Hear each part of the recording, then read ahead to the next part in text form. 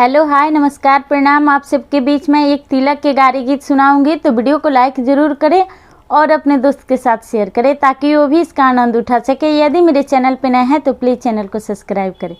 ना करी बेईमानी जी सुनाइब हम गारी जी, ना करी बेईमानी जी सुनाइब हम गारी जी, कि जवन जवन कहनी रउआ तिलक चढ़ाई जी, कि जवन जवन कहनी रउआ तिलक चढ़ाई जी।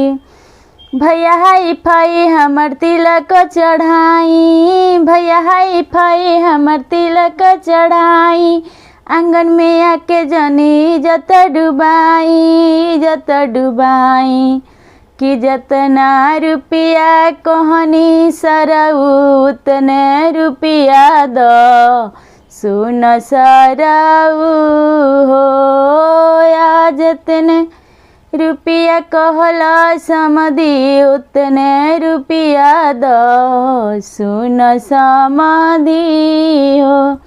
आ 2 रुपया हो 2 रुपया, 2 रुपया हो 2 रुपया, बाइक चढ़ल सरऊ 2 रुपया हो, बाइक चढ़ल सरऊ 2 रुपया हो, सेली चढ़ल पन 2 रुपया हो, 2 रुपया हो 2 रुपया, 2 रुपया हो 2 रुपया, एसी चढ़ल साले 2 रुपया हो, एसी चढ़ल सरऊ 2 रुपया हो, कूलर चढ़ाई पन 2 रुपया हो, 2 रुपया हो 2 रुपया, 2 रुपया हो 2 रुपया।